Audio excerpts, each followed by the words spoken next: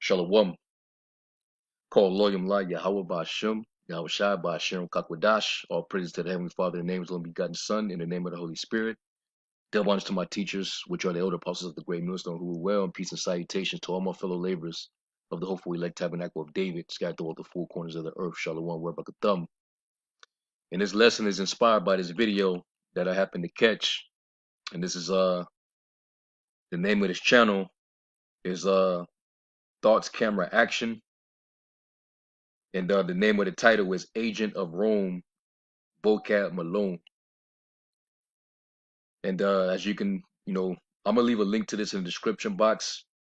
It was a brother that left this link on my page. And this was dealing with this guy, vocab. And when you watch this, it makes it, very clear that, we've been right the whole time about this guy, through the spirit. And we believe that this guy is a straight up Amalekite. All right. I always refer to him, brothers always refer to him as Haman the Agagite. That's why I would call him vocab the Agagite. Now this video actually goes into his actual ancestry, because he tries to hide it and tries to cling on to his mother's side of the heritage, and he never really likes to deal with his father's side. But you can just tell by his last name, and you do the research on the origin of his last name, Reezer, he's a straight up Amalekite. He's of German Jewish descent on his father's line. So now it makes more sense why, we're so engaged in this spiritual warfare with this guy. All right, why this guy is so, devoted to, trying to destroy this thing of ours. And the Lord, he said it from the beginning, when we first, came in contact and we ended up having a war with them. He said that we would have war with them forever, from generation to generation. Let's go to Exodus 17 real quick. And it makes perfect sense. This is Exodus 17. And I'll start at 13. It says, and Joshua discomfited Amalek and his people with the edge of the sword. And the Lord said unto Moses, write this for a memorial in a book, and rehearse it in the ears of Joshua. For I will utterly put out the remembrance of Amalek from under heaven. Hey, the Lord spoke this. And Moses built an altar and called the name of it Yahweh Nasi. All right. It says, for he said, because the Lord have sworn that the Lord Yahweh, Ba'Shem Yahweh Shai, will have war with Amalek from generation to generation. So the Lord is against these people. They're our natural adversary, and they've always been our adversary. So even in this thing of ours, you got adversaries raised up against us. Vocab is one of the spearheads that come against the Hebrew Israelites. So it makes perfect sense that we're in spiritual warfare with this guy. No matter how many times we destroy him in the scriptures, he's going to keep coming back. That's because of the spirit that's within him. His spirit goes back to Amalek, who the Lord would have war with from generation to generation. Okay? But he tries to, leech onto his mother's heritage as if that's going to be some cloak that's going to cover his ass when the Lord comes back to judge. No, you're going to share the same fate with your other fellow Amalekites and Edomites. All right? You ain't no real Sicilian. So anyway, I'll play just a little snippet of this video so you can see, because we already knew, through the spirit that, this guy, he has to be the reincarnation of Haman. He might laugh at that. He might even make a joke about it. make a response video. I really don't care. But the spirit bears witness, man. All right. So I'm gonna play this video, and I'm gonna stop it, and then we're gonna hit some precepts.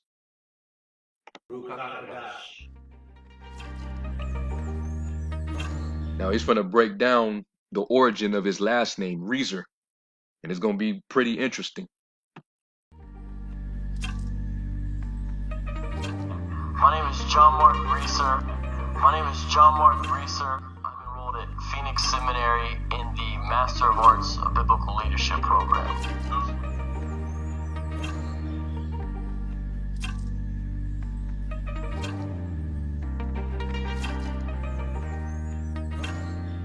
My name is John Mark Reeser.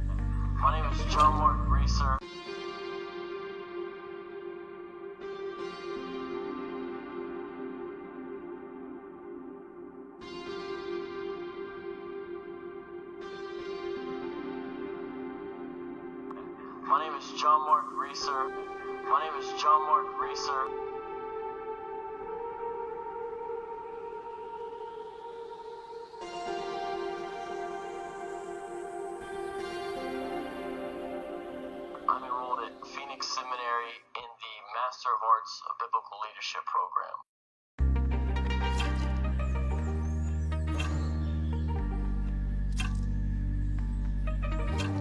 My name is John Mark Reeser.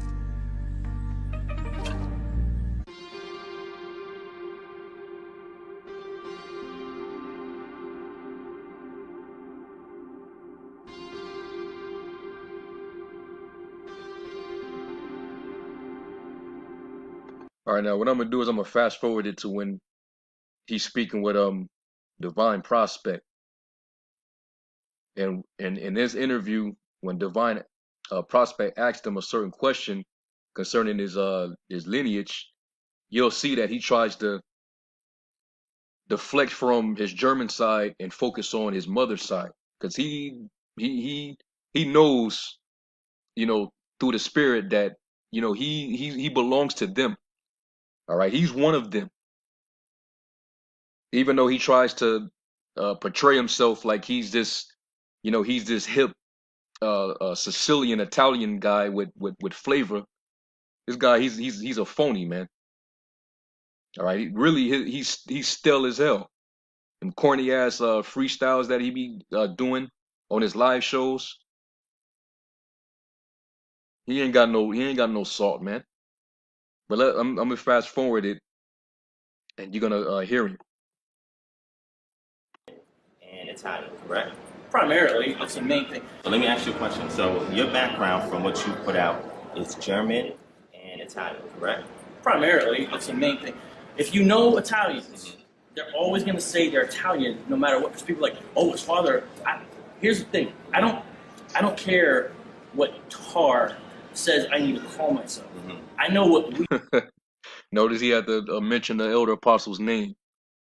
Because Apostle, he got on him about that. And even Apostle Gabar got on him too about that. Now, you ain't no real Italian, man. A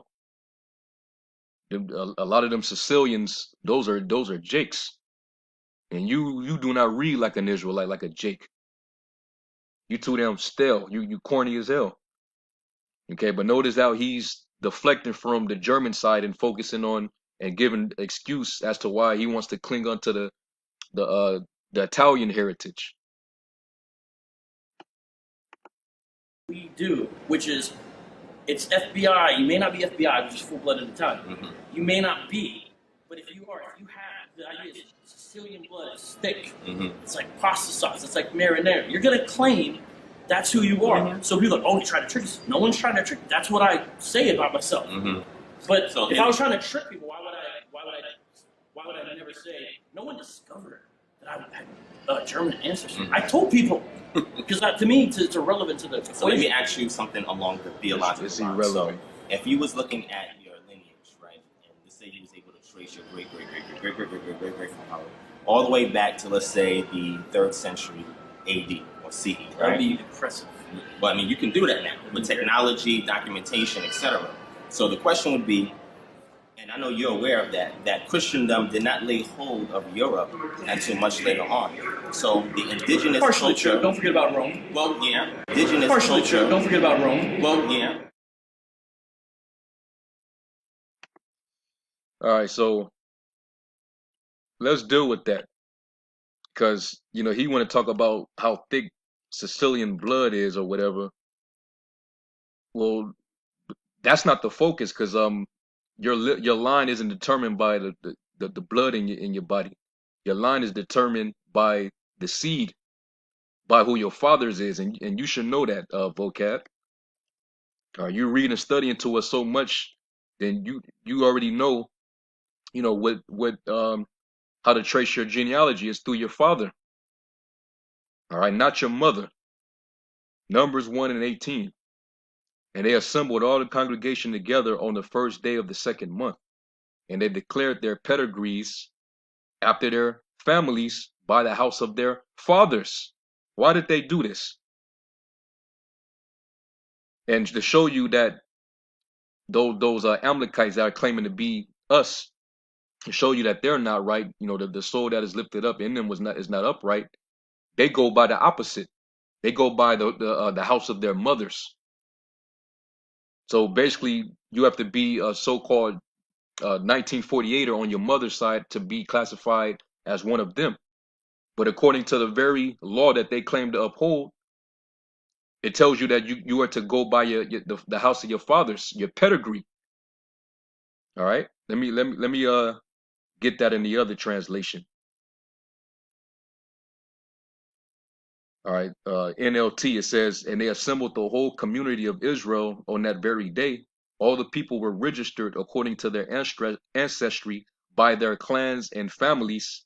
The men of Israel who were 70 years old or older were listed one by one.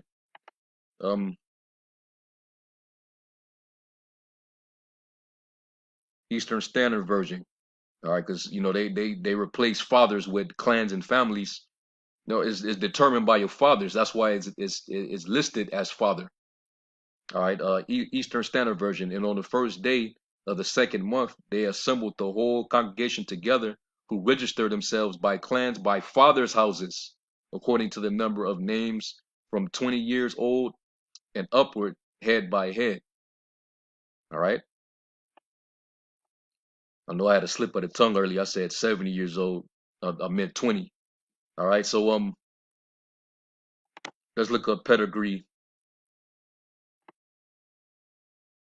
in the Hebrew. See what that say. The word there is yalad. Yalad.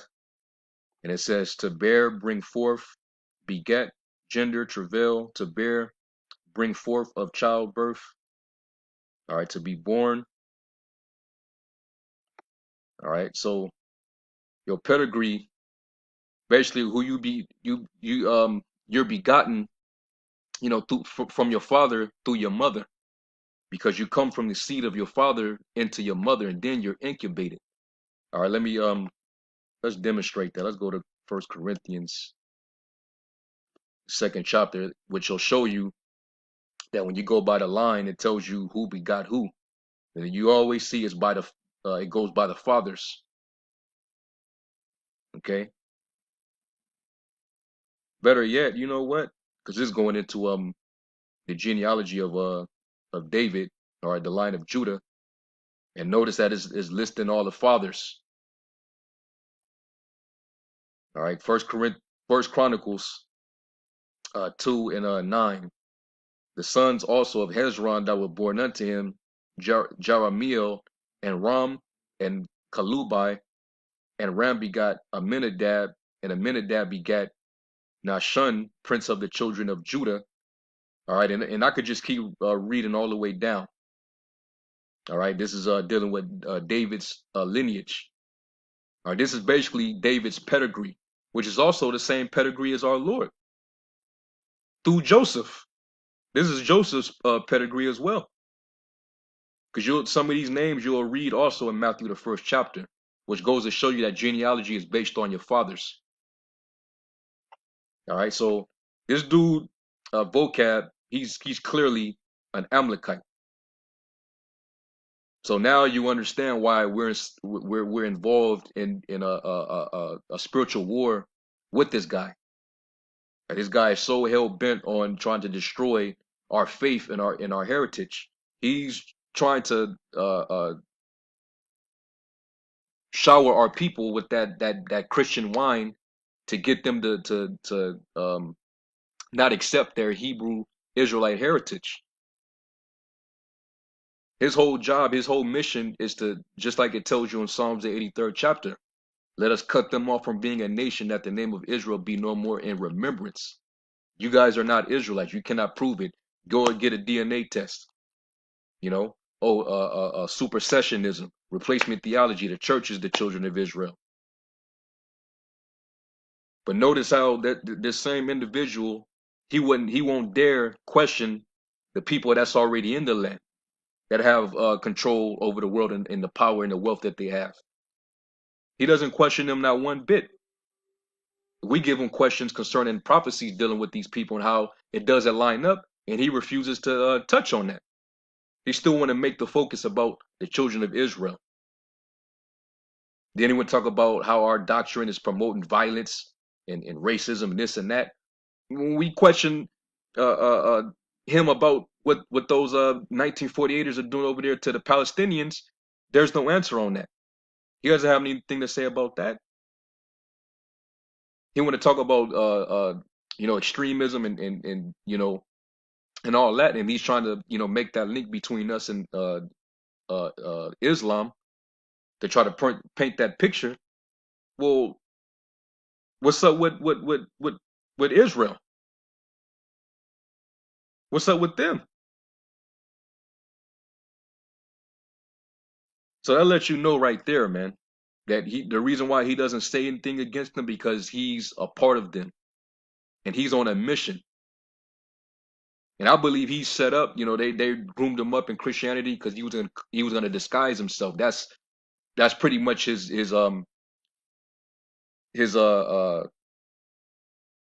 false identity. All right, like this guy, he's trained up in theology and urban apologetics, is because he's going to they basically using him to distract Jake, to get a following, to get Jake to stay drunk off of the Christian wine, to keep Jake asleep. That's his job, because Jake is waking up on all levels, all across the world. All right. So this is what the Lord said. He said that he would have war with Amalek from generation to generation. Okay, and then when you read into the history, all of our encounters with them, we was always at odds. It was always war. All right. You had Haman, which I always said, and brothers always said that he might be Haman in the reincarnation, because during the time of King Ahasuerus or Xerxes of Persia, he was second in command up under him, and with the rank that he had the power to command certain orders under the jurisdiction of Persia, under Ahasuerus, during the time of Esther, when the Lord raised up Mordecai and Esther, and Haman was trying to get us to bow to him as if he was a god, and Mordecai wasn't having it, and he got pissed. But he was really trying to he climbed up into the ranks to try to basically take out Ahasuerus. And that's why the scriptures say, even in the Apocrypha, and we always bring it out, never trust thine enemy. Haman was actually trying to take him out, take Ahasuerus out, so that he can, be on top. And that's how these devils always operated. That's why you can never trust them. You're never supposed to trust them. All right, Sirach 12:10, it says, "Never trust thine enemy, for like as iron rusteth, so is his wickedness. Though he humble himself and go crouching, yet take good heed and beware of him. And thou shalt be unto him as if thou hast wiped a looking glass, and thou shalt know that his rust have not been altogether wiped away. Set him not by thee, lest when he have overthrown thee, he stand up in thy place. Neither let him sit at thy right hand, lest he seek to take thy seat. And thou at the last remember my words and be pricked therewith." All right. And that could have, if it wasn't for Mordecai, you know, he could have, Haman could have set up Ahasuerus, man, to get taken out. But Mordecai blew up the spot, all right, and used his niece Esther to actually tell the truth to King Ahasuerus. And that dude, he sought out to exterminate us by putting us on gallows, but then the Lord, flipped it on his ass, and the devices that he imagined, he got took in it. Let me get Psalms 9:16. And it says, "The Lord is known by the judgment which he executeth. The wicked is snared in the work of his own hands." Again, Salah. And that's exactly what happened to Haman. Okay. Let me get another one. Psalms 7 and the up 15. It says, "He made a pit and digged it, and is fallen into the ditch which he made. His mischief shall return upon his own head, and his violent dealing shall come down upon his own pate." All right. And this goes for all of our enemies, but especially Esau. Okay. And Amalek. All right. He was one of the dukes of Edom, and they would be the head of the nations in these last days. That's why they're in power. That's why they're on top. And all these devices that they've imagined, that they've funded to further destroy us, is going to be turned against them. All right. The fact that they kept our identity hidden, and they had enough wealth to create these educational centers, which are really indoctrination centers called schools in Esau's education system. And all they did was just teach us lies, man, and they hid who we were. They hid who we were while they took our identity and deceived the whole world into believing that they're us. And now it's starting to backfire. Nobody believes them anymore. All right, they took over the music industry and control it, and now look at where hip hop is at. Look at the different genres of music that Jake dominates, but look at how demonic it is now. It had to progress to where it's at right now.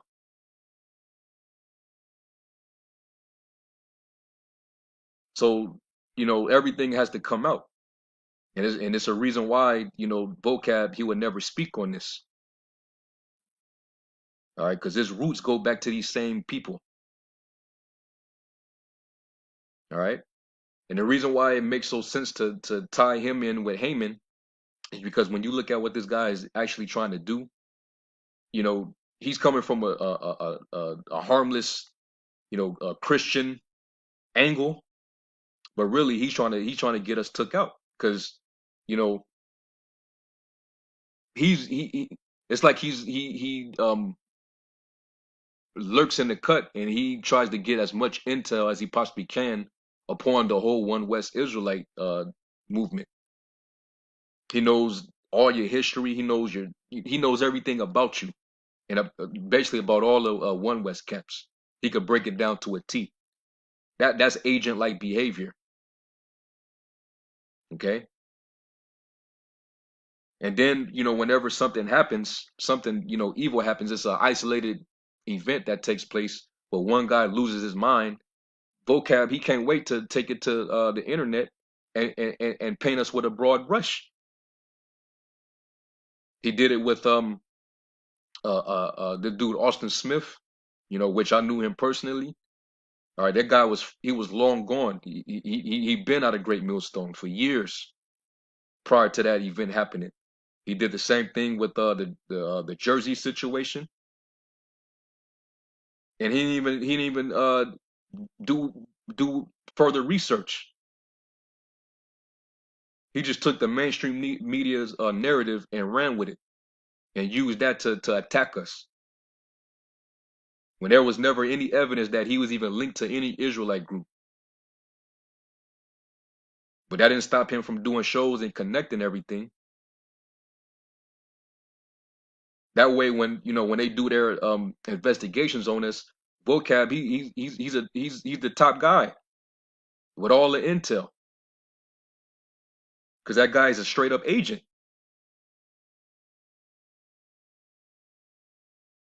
Well, when you go into the history of what Haman tried to do, let's go to one of the letters that he tried to send to the king to get us offed by the king. Let's go to the edition of Esther. Let's go to the 13th chapter, and when you read it, it sounds like something vocab would do. But this is editions of Esther 13, and one that says the copy of the letters was this: the great king Artaxerxes writeth these things to the provinces and governors that are under him from India unto Ethiopia, in 127 provinces. After that I became lord over many nations and had dominion over the whole world, not lifted up with the presumption of my authority, but carrying myself always with equity and mildness.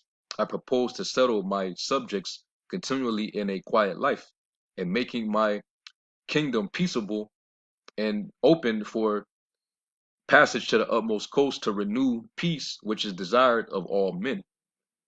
Now, when I asked my counselors how this might be brought to pass, Haman, that excelled in wisdom among us, and was approved for his constant goodwill and steadfast fidelity, and had the honor of the second place in the kingdom, declared unto us that in all nations through the world there was scattered a certain malicious people. All right, talking about the Israelites, the Jews at the time. It was mainly Judah, Benjamin, and Levi, because this is what he put out about us, trying to get us exterminated. It says that had laws contrary to all nations, and continually despised the commandments of kings, so as the uniting of our kingdoms honorably intended by us cannot go forward. Seeing then we understand that this people alone is continually in opposition unto all men. These guys, they're different. They keep these commandments, these laws. You know, they're extreme with their beliefs. They're this, they're that.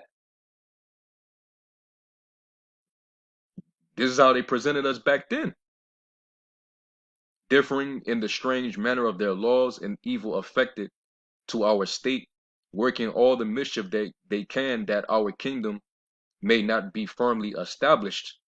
Therefore have we commanded that all they that are signified in writing unto you by Haman, who is ordained over the affairs, and is next unto us, shall all with their lives, like with their wives and children, be utterly destroyed by the sword of their enemies, without all mercy and pity, the 14th day of the 12th month Adar of this present year. Okay, so basically he didn't want any mercy or pity shown to us. That goes back to that hatred that Esau would have, that his anger would tear perpetually. Okay, you can also read Ezekiel the 35th chapter. This is why they're going to pay. We've always been at war with these people.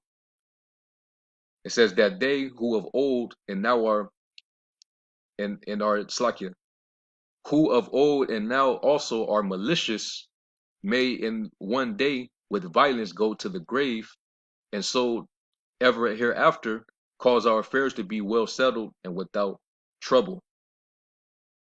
Okay, and we know that the Lord, put the spirit on Mordecai, to overturn this whole situation.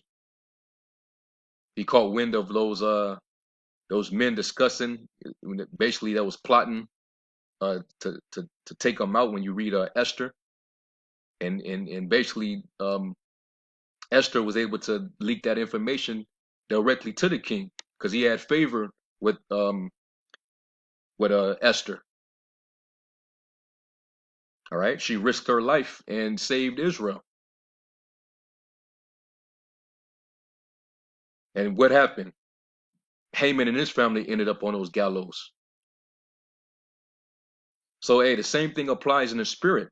All right, no matter how hard you try to come against us, vocab, no matter how devoted you are to try to, offset, what we're trying to do, you trying to overthrow the faith of Israelites, which really, if you do that, I mean, you're just being a sifter.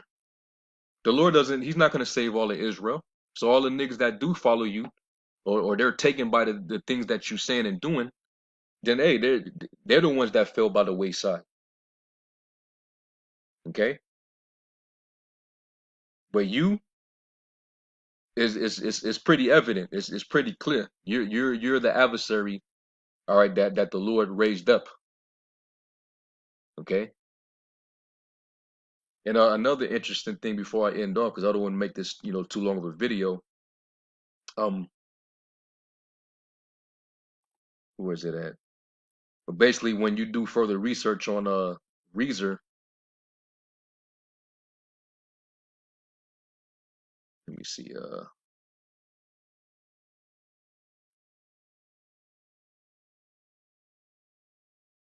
You basically went into the etymology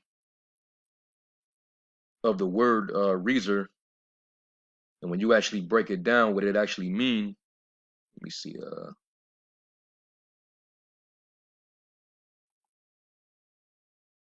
Yep, here it is. It says, many people, such as the Reezer family, adopted the name of their feudal occupation as their surname. The name goes back to the medieval German Ries or Riesel, which meant literally branch or twig. All right. And, when I saw that, I was like, wow, that reminded me of when the Lord said he would neither leave root nor branch. Because that's ultimately what he's going to do to Amalek. All right. Amalek is going to perish forever. Let's go to Numbers 24.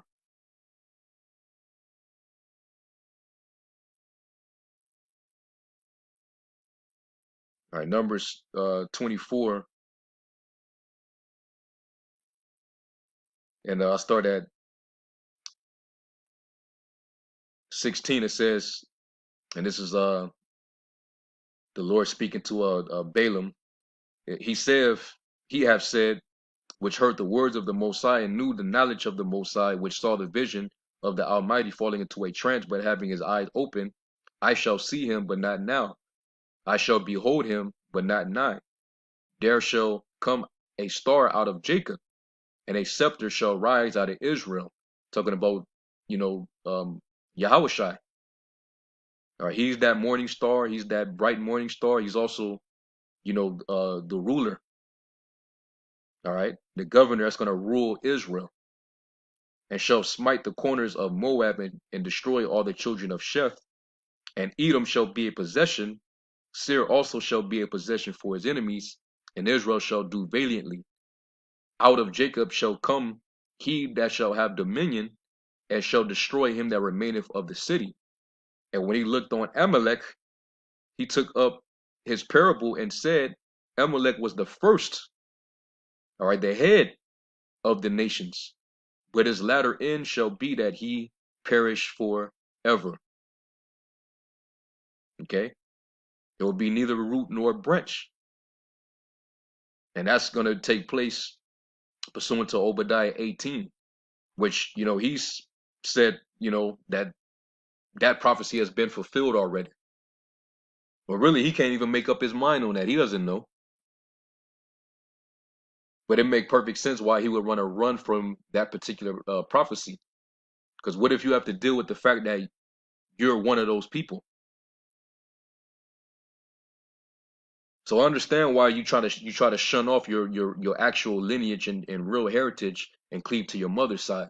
I get it, but it doesn't negate the fact that you are one of them, and you're gonna share this the fate. All right, you can hide behind the Christian religion if you want, and really you're just the agent anyway. You're one of Satan's ministers. All right, be not marvel if his ministers transform themselves to the ministers of light.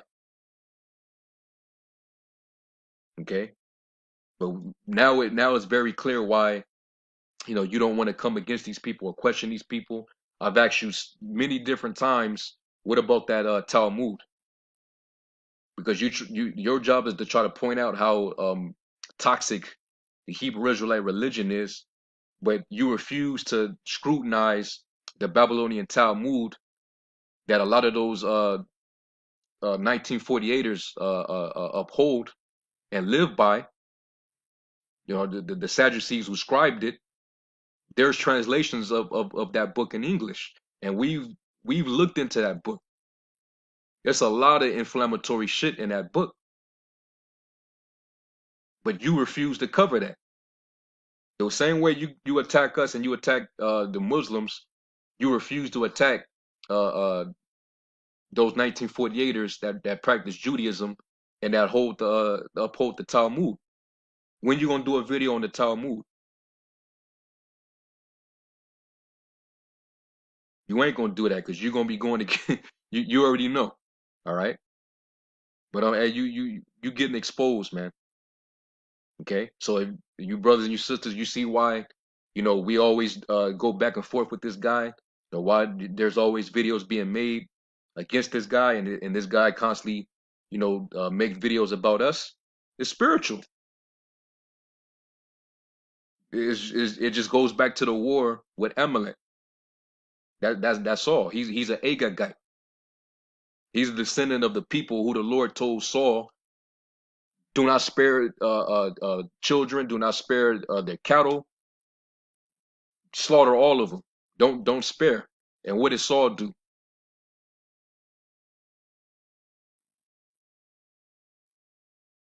So anyway, that's pretty much the lesson. I just want to go into that. Lord willing, this was edifying. Hey, vocab. Hey, man. We and the apostles, they always try to give you the benefit of the doubt. They always say that it's still a possibility that you can be a Jake, but the spirit that's within you, the things that you do, is just it screams Amalek, man. It screams Esau.